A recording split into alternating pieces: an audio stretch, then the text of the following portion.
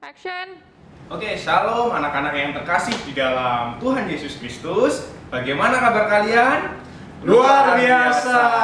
Ya, sebelum kita melakukan ibadah Bina Remaja pada hari ini, mari kita bersatu di dalam doa.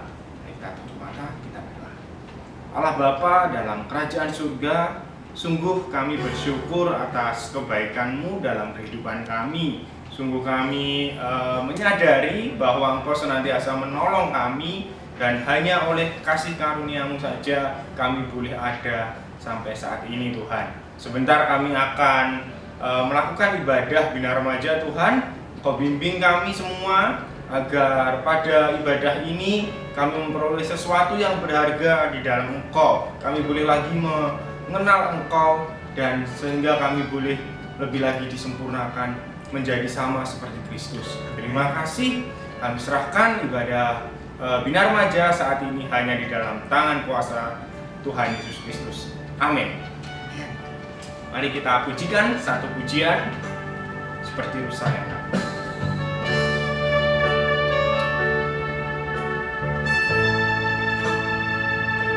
Seperti rusa yang haus, rindu aliran sungai-Mu.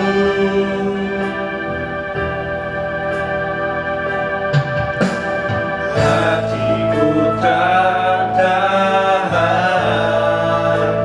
menunggu-Mu.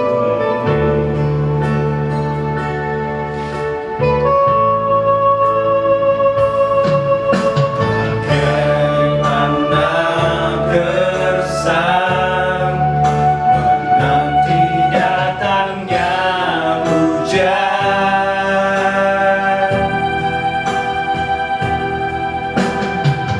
Begitupun jiwaku,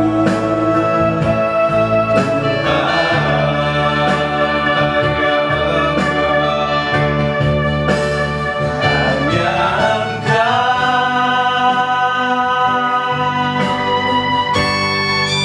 pribadi yang mengenal hatiku. Tiada yang tersembunyi bagimu. Seluruh isi hatiku Kau tahu, dan bawaku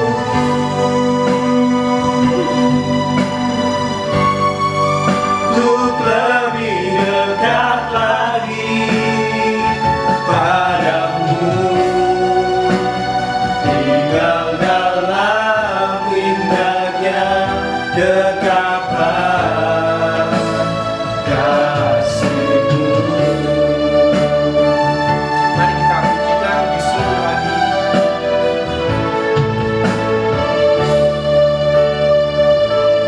Seperti rusa yang haus, rindu aliran sungai-Mu.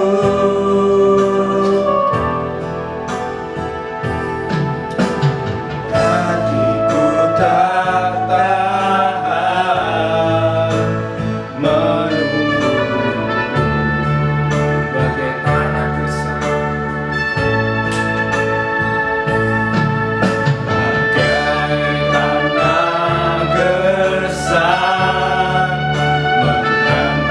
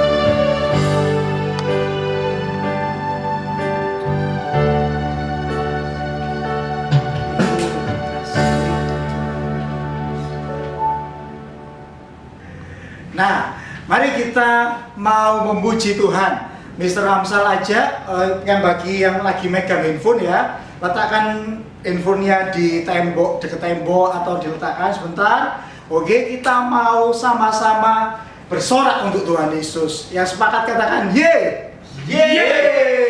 Jadi ketika Mr. Ramsal bilang Allah bangkit, semuanya bilang bersoraklah, ye. Bisa ya. Coba Allah bangkit, bersoraklah, ye. Sekali lagi sampai tetangga kiri kanan dengar ya. Allah bangkit, bersoraklah, ye. Tepuk tangan buat Tuhan Yesus, ye. Mari kita bersorak-sorak buat Tuhan. Kita memuji memuliakan nama Tuhan Yesus. Gerakkanlah kekuatan-Mu ya Allah. Tunjukkanlah kuasa-Mu ya Tuhan. Serahkan musuh-Mu, selamatkanlah umat-Mu. Allah dahsyat di tempat kudus-Nya. Gerakkanlah kekuatan-Mu ya Allah. Tunjukkanlah kuasa-Mu ya Tuhan.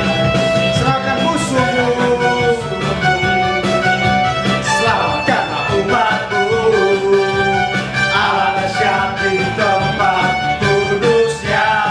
Siap bersorak-sorak, Allah bangkit, bersorak, semua bersorak, hey, Allah bangkit, bernyanyilah, musuh dikalahkan,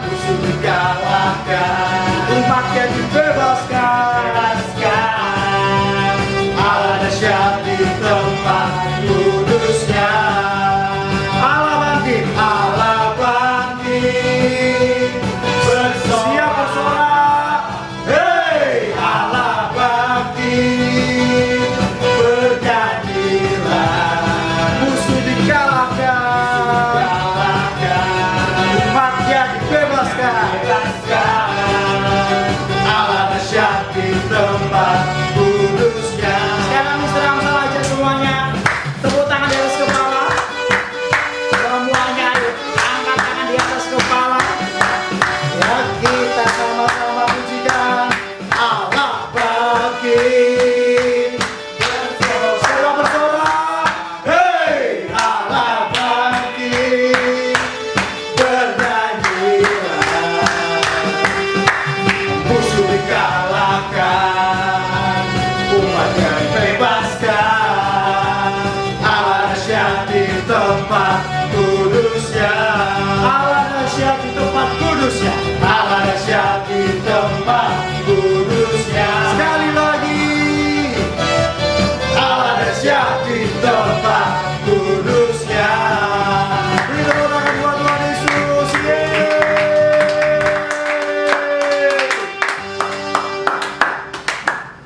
Nah, saatnya kita mau memberikan yang terbaik buat Tuhan Yesus. Mari siapkan celengan yang sudah kamu dapatkan masing-masing, dan juga siapkan uang persembahan. Kita mau memberikan persembahan buat Tuhan Yesus. Tapi sebelum memberikan persembahan atau memasukkan uang ke dalam celengan, mari Mr. Ramsal aja kita untuk berdoa. Tuhan Yesus, sungguh kami bersyukur ya Bapa, buat kasih-Mu, buat kemurahan-Mu, buat anugerah-Mu yang selalu ada buat kami semua ya Tuhan Yesus. Ya Bapa, kami rindu untuk memberikan yang terbaik untuk-Mu ya Bapa. Kami mau untuk memberikan persembahan ini ya Tuhan Yesus. Terimalah persembahan kami ini ya Bapa. Terima kasih ya Bapa, terima kasih. Dalam nama Tuhan Yesus, haleluya, amin. Mari kita berikan persembahan buat Tuhan. Sekaligus kita juga mau menyanyikan lagu buat Tuhan, Oleh Darah Anak Domba.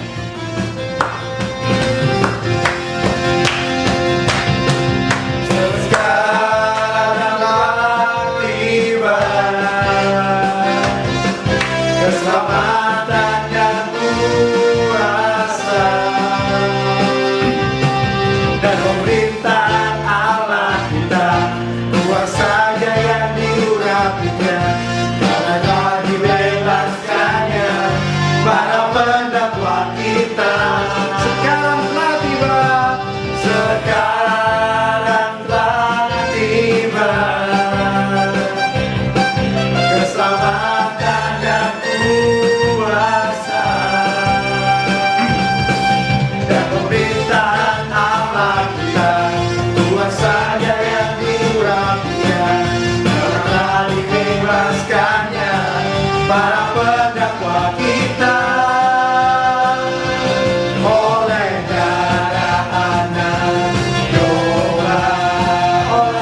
kesaksian, oleh kesaksian kita.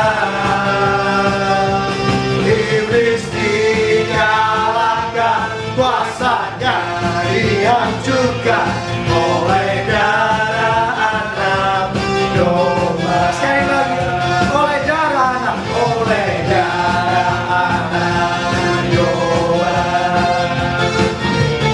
oleh kesaksian kita. Iblis dikalahkan, kuasanya dihancurkan oleh darah anak domba, oleh darah anak domba. Kita telah memuji Tuhan, mari kita duduk diam mendengarkan akan firman Tuhan yang akan disampaikan oleh hamba-Nya. Tapi sebelumnya mari kita menyanyikan lagu Layaklah Segala Bangsa.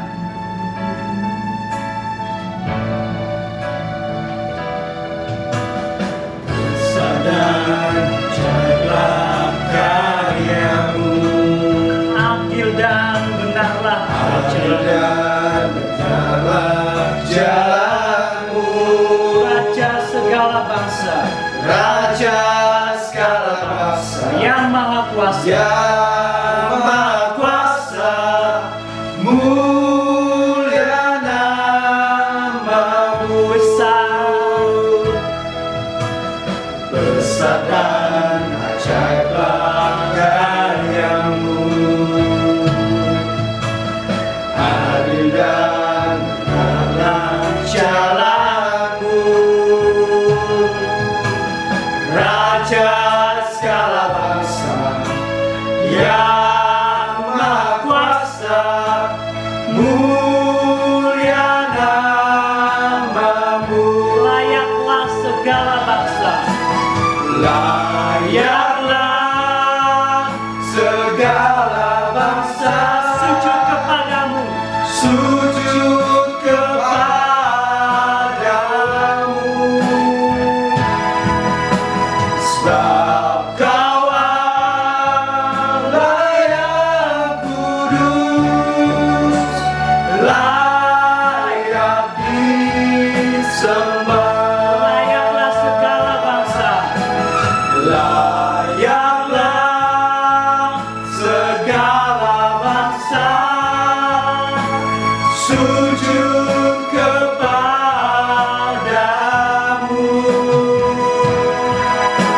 sebab Kau Allah yang kudus, layak disembah. sebab Kaulah Allah yang kudus, Sebab Kau Allah yang kudus, layak disembah.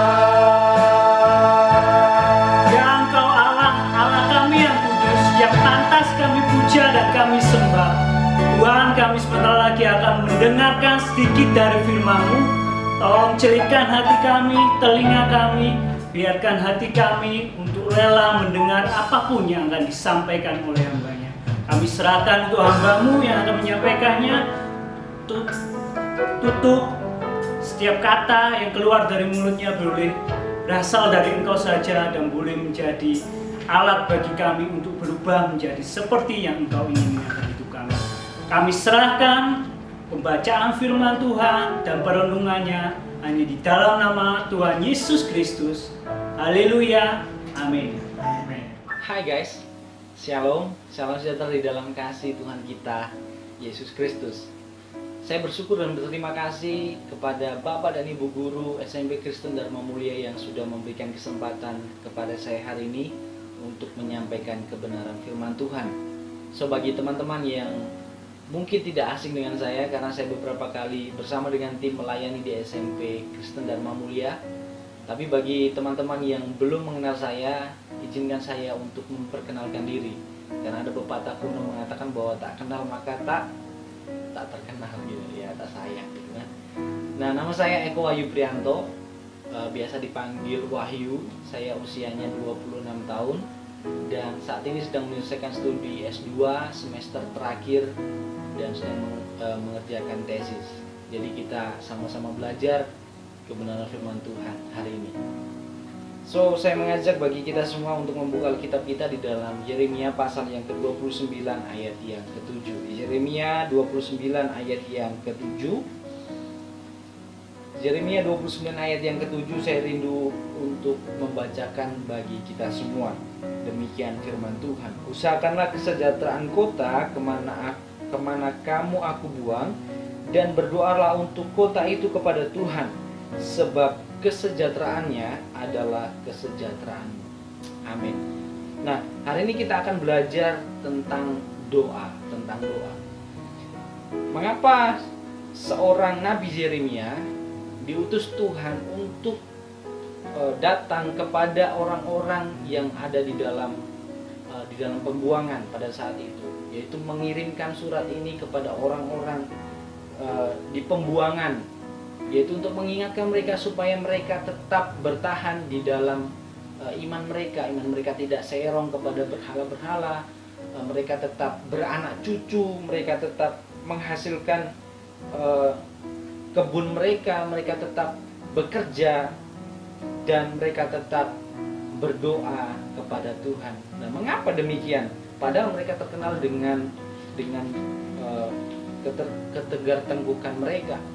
Nah, ada hal yang menarik yang ingin saya bagikan hari ini, bahwa di dalam doa bukan hanya sekadar kita meminta permohonan kepada Tuhan atau memberitahu permohonan kita kepada Tuhan, tetapi yang pertama, mengapa kita harus berdoa? Karena kita berdoa sebagai bentuk kontribusi kita terhadap negara kita, terhadap kota di mana kita tinggal saat ini. Jika kita melihat di ayat yang ke-7, maka doanya tidak dimulai dari permohonan terlebih dahulu, tetapi dimulai dari memberkati kota atau memberkati tempat di mana mereka berada. Saya bacakan sekali lagi untuk kita semua. Usahakanlah kesejahteraan kota kemana kamu aku buang. Jadi kondisi orang-orang Yahudi pada saat itu, mereka di dalam pembuangan. So mungkin bagi kita semua, ketika kita dibuang oleh orang tua kita, mungkin kita marah sama orang tua kita, bukan? Seharusnya kita marah sama orang tua kita dan kita mengutuki orang tua kita dalam tanda kutip. Kita menjadi marah karena apa? Karena kita menganggap bahwa kalau orang tua kita sayang sama kita, kenapa kok dia membuang kita? Tetapi di sini orang-orang Yahudi tahu bahwa dirinya sedang didisiplin oleh Tuhan. Kita perlu membedakan antara ujian dan pencobaan. Ujian dan pencobaan seringkali sangat tipis bedanya. Pencobaan biasanya datang dari iblis, dari si jahat, tetapi ujian seringkali datangnya dari Tuhan supaya mendewasakan kita. Dan biasanya ujian seringkali dipakai kata lain, yaitu pendisiplinan, disiplin. Tapi percayalah, disiplin atau ujian itu sama aja rasanya pasti nggak enak gitu kan. Nah, saudara-saudara, teman-teman dikasih oleh Tuhan, bahwa doa yang pertama yaitu berdoa sebagai kontribusi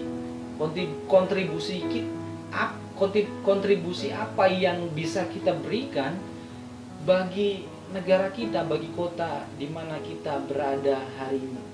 Mereka di dalam pembuangan, tetapi mereka diperingatkan oleh Nabi Yeremia untuk mereka tetap mengusahakan kesejahteraan di mana mereka dibuang oleh Tuhan. Mereka harus berdoa demi kesejahteraan kotanya terlebih dahulu, tempatnya terlebih dahulu. Baru dikatakan sebab kesejahteraannya adalah kesejahteraanmu. Jadi kesejahteraannya itu yang bagian terakhir, kesejahteraan mereka itu di bagian terakhir. Yang terpenting adalah berkontribusi terlebih dahulu. Nah, bagaimana dengan doa-doa kita yang kita panjatkan setiap hari? Apakah melulu tentang permohonan kita? Apakah melulu tentang permintaan kita dan sebagainya? Seringkali kita berdoa egosentris, berpusat pada diri kita sendiri tanpa mementingkan orang-orang lain di sekitar kita, tanpa mementingkan pekerjaan Tuhan, tanpa mementingkan pelayanan dan sebagainya. Seringkali kita berdoa untuk diri kita sendiri. Hari ini saya mengajak teman-teman semua untuk kita kembali memikirkan ulang tentang doa kita. Apakah kita sudah berdoa sesuai dengan kebenaran firman Tuhan? Berdoa menurut dirimu sendiri, apa berdoa menurut keinginan Tuhan? Jadi yang pertama, mengapa kita berdoa? Karena berdoa adalah sebagai kontribusi kita, minimal sebagai kontribusi kita untuk tempat di mana Tuhan tempatkan kita. Dan saya ingat beberapa tahun yang lalu saya ingat saya punya teman gitu kan. Nah, kita baru beberapa bulan jalan gitu kan, baru tahap perkenalan. Ketika saya ingat waktu itu ketika kami pergi jam 7 malam hari Minggu kalau tidak salah selesai ibadah, kami pergi jalan keluar gitu kan. Dan saat isi bensin, si teman saya ini ada kakek-kakek yang datang kepadanya dan kemudian dia minta sedikit uang karena dia bilang, Mbak minta uangnya karena aku belum makan seharian hari ini. Nah, waktu itu saya belum tahu ceritanya seperti apa, tetapi beberapa hari kemudian baru teman saya ini cerita. Ketika saya selesai beli bensin, ke pom bensin, kemudian saya jemput dia dan kemudian dia berkata, selesai kita jalan, kemudian dia pulang, dia berkata, aku nggak punya uang sama sekali, aku pinjam uangmu dulu dong untuk jaga-jaga aja, siapa tahu nanti ada ban bocor di jalan. Dan saudara-saudara, saya belum tahu ceritanya waktu itu, tetapi beberapa hari kemudian teman saya cerita kalau ada kakek-kakek yang datang kepadanya minta uang 20.000 karena dia belum makan pada saat itu. Padahal rumahnya jauh, teman-teman. Teman saya ini rumahnya jauh, tetapi dia punya belas kasihan yang begitu luar biasa. Bukan berarti saya membanggakan dia, enggak, karena pada saat itu kita masih tahap perkenalan gitu kan. Dan akhirnya singkat cerita, dia pulang, saya kasih uang 10.000 karena saya juga nggak punya uang pada saat itu, tanggal tua, masih kuliah gitu kan. Aduh, jadi curhat gitu kan. Nah, saudara-saudara, akhirnya dia pulang sampai di rumah dan puji Tuhan. Tetapi yang saya salut begini, dia nggak punya uang sama sekali, uangnya cuma tinggal 20.000 dan dia berkata kepada saya, aku loh hari ini sudah makan 2 kali, tapi kakek tadi belum makan loh sama sekali. Mungkin bukan cuma hari ini aja, tetapi mungkin sudah 2 hari yang lalu. Aku hanya bisa kasih uang 20.000, itu pun cuma 20.000, tapi mungkin bisa membantu kakek untuk beli makan. Nah, aku mau mengajak teman-teman, mari kita bukan hanya berdoa untuk memohon kepada Tuhan tentang permintaan kita, tentang bergumul tentang cita-cita kita, bukan salah, enggak salah, tetapi yang terutama mari kita juga berkontribusi melalui doa kita minimal. Tapi kalau kita bisa memberi orang lain, bisa melakukan tindakan yang lebih, mengapa tidak? So, jadi saya mengajak teman-teman untuk bertindak lebih sebagai anak-anak Tuhan karena kita sudah memiliki pengharapan di dalam Kristus Yesus. Yang kedua, mengapa kita berdoa?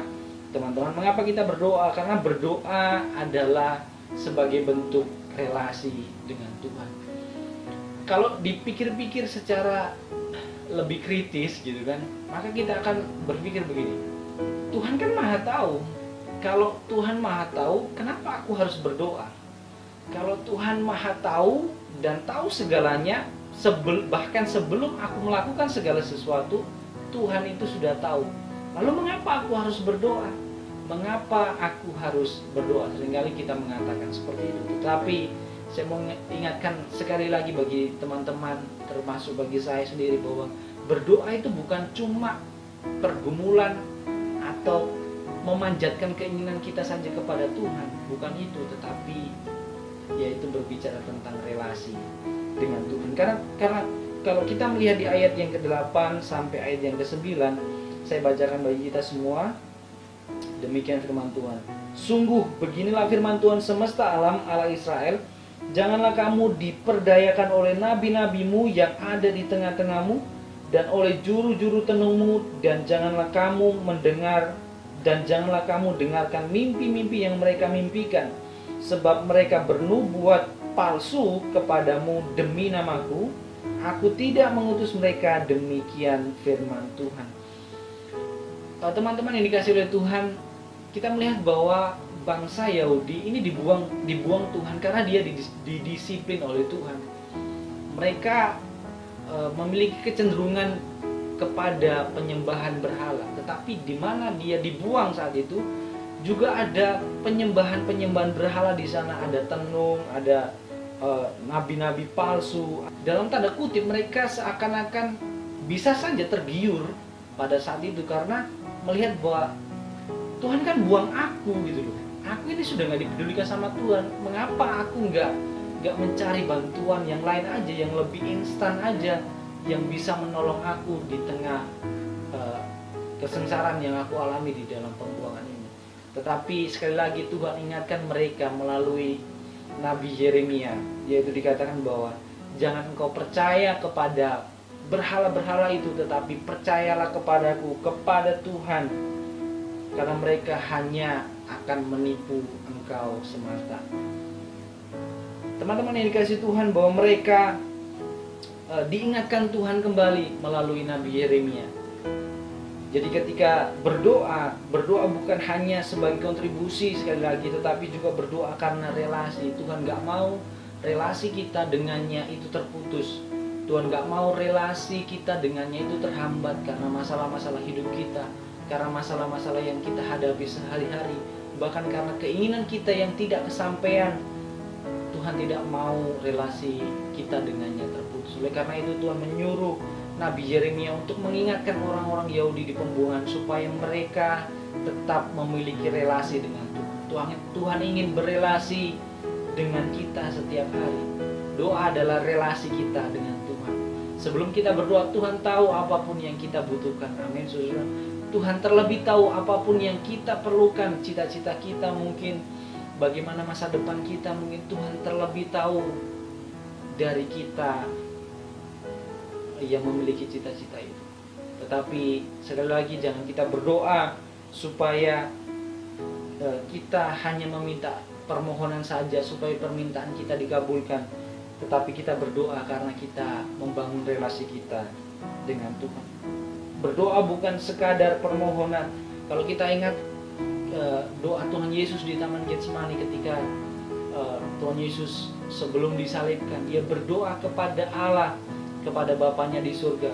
Kalau Tuhan hanya ingin mengutarakan permohonannya saja, maka mungkin bisa jadi Tuhan memberontak, Tuhan melawan kehendak Bapa. Tetapi Tuhan Yesus berkata bahwa biarlah bukan kehendakku yang jadi, tetapi kehendakmu yang jadi. Ini ada relasi yang begitu kuat antara Bapa dan Anak, antara Yesus Kristus dengan Allah Bapa di surga. Saudara-saudara, ada persetujuan yang secara relasi begitu dalam. Walaupun dirasa Yesus ini sangat menyakitkan bagi dirinya, tetapi menjalani kehendak Bapa itu yang menjadi sukacita di dalam hidupnya. Jadi mari kita semua mengingat kembali bagaimana kita berdoa. Apakah kita berdoa hanya meminta permohonan saja, atau kita berdoa hanya kalau ada perlu saja Tuhan, gitu kan? Mari kita berdoa karena kita mau berelasi dengan Tuhan setiap hari. Yang ketiga, mengapa kita berdoa? Mengapa kita berdoa? Karena berdoa itu supaya kita mengalami transformasi. Berdoa supaya kita mengalami transformasi. Kalau kita lihat, kita perhatikan di ayat yang ke-11 sampai ayat yang ke-14, saya bacakan bagi kita semua ayat 11 sampai ayat yang ke-14. Demikian firman Tuhan. Sebab aku ini mengetahui rancangan-rancangan apa yang ada padaku mengenai kamu.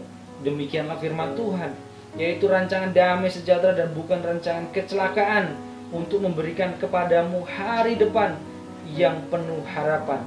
Dan apabila kamu berseru dan datang untuk berdoa kepadaku, maka aku akan mendengarkan kamu. Apabila kamu mencari aku, kamu akan menemukan aku. Apabila kamu menanyakan aku dengan segenap hati, aku akan memberi kamu menemukan aku. Demikianlah firman Tuhan. Dan aku akan memulihkan keadaanmu dan akan mengumpulkan kamu dari antara segala bangsa dan dari segala tempat kemana kamu telah kucerai-beraikan. Demikianlah firman Tuhan. Dan aku akan mengembalikan kamu ke tempat yang dari mana aku membuang kamu. Teman-teman yang dikasihi Tuhan, kita melihat bahwa kerinduan Tuhan ketika Tuhan ingin membuang mereka, mendisiplin orang-orang Yahudi pada saat itu karena ketegar tengkukan hati mereka. Kerinduan Tuhan yaitu supaya mereka ditransformasi hidupnya. Ketika nanti 70 tahun selesai mereka di pembuangan, mereka berbalik kepada Allah dan Tuhan berjanji, jika engkau mencari aku, maka engkau akan menemukan aku. Tuhan tahu rancangan-rancangan yang ada pada setiap diri kita masing-masing. Yang ada padamu yaitu bukan rancangan kecelakaan, tapi rancangan yang mendatangkan hari depan yang penuh pengharapan. Seringkali di dalam pergumulan kita, mungkin kita seperti orang Yahudi ini. Kita menempatkan diri kita seperti orang Yahudi ini. Kita di dalam pembuangan, kita di masa yang sulit, kita mengeluh kepada Tuhan. Terkadang Tuhan memakai keadaan kita untuk membuat iman kita semakin sempurna, semakin murni kembali. Saudara-saudara, jika saudara-saudara tahu, pembuatan emas tidak semudah yang kita bayangkan. Mungkin kelihatannya indah, tetapi kita lihat proses di balik itu semua, di balik emas yang murni, emas yang mahal, maka prosesnya itu begitu rumit, begitu memakan waktu yang banyak dan begitu menyulitkan. Dibakar dengan suhu sekian sehingga menghasilkan emas yang murni, kotoran-kotorannya terbuang, tersingkirkan dan sebagainya, sehingga bisa menghasilkan daya jual yang cukup mahal. Demikian juga dengan iman kita. Seringkali iman kita condong kepada berhala-berhala di dalam hidup kita. Mungkin kenyamanan kita, mungkin fasilitas yang kita peroleh dari orang tua kita. Apapun itu yang membuat kita melupakan Tuhan, yang membuat kita melupakan relasi kita dengan Tuhan. Nah, di dalam doa Tuhan ingin mentransformasi hidup kita. Di dalam doa Tuhan ingin mentransformasi hidup kita, yaitu supaya iman kita sempurna seperti Kristus. Nah, teman-teman yang dikasihi oleh Tuhan, beberapa waktu yang lalu saya teringat ketika saya pergi ke suatu tempat untuk memberikan bakso, makanan bakso. Karena makanan bakso adalah kesukaan adik saya, dan saya berikan makanan bakso itu kepada adik saya. Saya rencananya pulang untuk membawakan oleh-oleh ini kepada adik saya supaya dia senang, karena beberapa waktu yang lalu kita sempat bertengkar, tetapi ketika saat itu saya punya kerinduan untuk membangun relasi kembali dengan adik saya. Saya belikan bakso, saya bawakan ke adik saya. Tapi saudara tahu kenapa, saudara? Ketika saya belikan itu nggak dimakan, saudara. Kata terima kasih nggak ada, kata maaf juga nggak ada, dan saya dalam hati marah gitu kan. Aku sudah datang dengan baik-baik, aku sudah minta maaf sama kamu. Walaupun aku lebih tua, aku sebagai kakakmu, aku belikan bakso ini untuk kamu, supaya kamu dengan aku bisa saling memaafkan. Hati saya jengkel, kembali jengkel. Hati saya marah, karena apa? Karena saya merasa saya nggak dihargai. Saya merasa saya nggak dianggap sebagai kakaknya. Tetapi Tuhan ingatkan saya, di dalam hati Tuhan bicara seperti ini. That is your idol. Itu berhala. Saudara-saudara, berhala kita seringkali bukan patung-patung, bukan pohon-pohon yang besar, tetapi berhala kita seringkali di mana itu kita tempatkan untuk menjadi tolak ukur harga diri kita. Seperti contoh yang saya berikan tadi, yaitu harga diri saya ditentukan bukan pada Kristus lagi, tetapi pada penerimaan, pada ucapan terima kasih, pada penghargaan dan sebagainya. Saudara-saudara, saya tidak tahu berhala kalian seperti apa. Mungkin berhala kalian pendidikan, mungkin kepintaran kalian itu yang menjadi berhala kalian, sehingga kalian melupakan Kristus yang sudah berkorban di atas kayu salib, yang sudah membayar diri kalian, yang sudah menebus dengan sempurna, sehingga diri kalian sebetulnya tidak usah ditentukan apa kata orang, tidak usah ditentukan apa yang bisa kamu lakukan, gelar apa yang bisa kamu peroleh, berapa nama di belakang yang bisa kamu peroleh dengan pendidikan. Bukan itu, tetapi harga dirimu, kebahagiaanmu, sukacitamu ditentukan oleh Kristus yang sudah mati di atas kayu salib, yang sudah menebus aku dan kamu. Saudara, saya mau ingatkan kepada kita semua, kita masih hidup di dalam daging yang mudah sekali rapuh, sama seperti Paulus pernah berkata, aku ingin melakukan sesuatu yang baik, tetapi di dalam diriku ada penolakan, seakan-akan aku ini nggak bisa melakukannya. Dagingku ini masih lemah, seperti itu. Saudara, itu memang manusiawi dan itu dialami, digumulkan oleh semua orang Kristen yang masih hidup di dalam dunia yang sudah jatuh di dalam dosa ini. Kita masih hidup di dalam dunia yang banyak penderitaan, pergumulan, persoalan, sakit, penyakit dan lain sebagainya. Tentu kita mengalami hal-hal yang buruk di dalamnya. Kita mungkin saja bisa jatuh, bisa saja tergeletak, namun Tuhan tidak pernah terlambat untuk menolong kita. Kita jatuh tapi kita tidak sampai tergeletak karena ada tangan Tuhan yang menolong setiap kita. Sama seperti orang-orang Yahudi, mungkin mereka didisiplin oleh Tuhan beberapa tahun, selama 70 tahun kalau di dalam cerita ini tadi. Di dalam 70 tahun mereka didisiplin, mungkin mereka bisa saja gagal. Tetapi di ayat yang ke-11 sampai ayat yang ke-14 tadi, Tuhan tidak pernah mengingkari janjinya sedikit pun. Orang-orang Yahudi tidak pernah dibuang oleh Tuhan selama-lamanya. Dia hanya didisiplin Tuhan sebentar saja. Tapi Tuhan berjanji, kalau engkau mencari aku dan engkau berbalik lagi kepadaku, maka aku akan menerima engkau kembali. Saudara-saudara yang dikasihi oleh Tuhan, mari kita tetap berdoa, mari kita tetap menyadarkan diri kita kepada Tuhan. Apapun yang menjadi keberadaan kita, berdoa bukan karena kita mencari sesuatu, menginginkan sesuatu, tetapi kita berdoa karena kita sudah mendapatkan sesuatu itu, yang sempurna itu, yaitu semuanya sudah diberikan di atas kayu salib. Yesus Kristus sudah menebus pergumulan kita yang terbesar, yaitu dosa, dan Yesus Kristus sudah mengalahkan ketakutan kita yang terbesar, yaitu kematian. Jadi mari kita hari ini berdoa bukan supaya kita diberkati, bukan supaya Tuhan menambahkan berkatnya tiap hari ditambah, enggak, saudara. Berkatnya itu sudah sempurna, hanya pengenalan kita aja yang bertambah kepada Tuhan. Seringkali bahkan berkurang. Jadi bukan berkatnya yang bertambah atau berkurang, berkatnya itu sudah sempurna. Hanya pengenalan kita kepada Tuhan itu yang seringkali berkurang dan bertambah. It's okay, biarlah kita semuanya tetap berdoa, berrelasi dengan Tuhan, membangun relasi dengan Tuhan, dan memberi diri kita untuk terus-menerus disempurnakan oleh Allah Roh Kudus.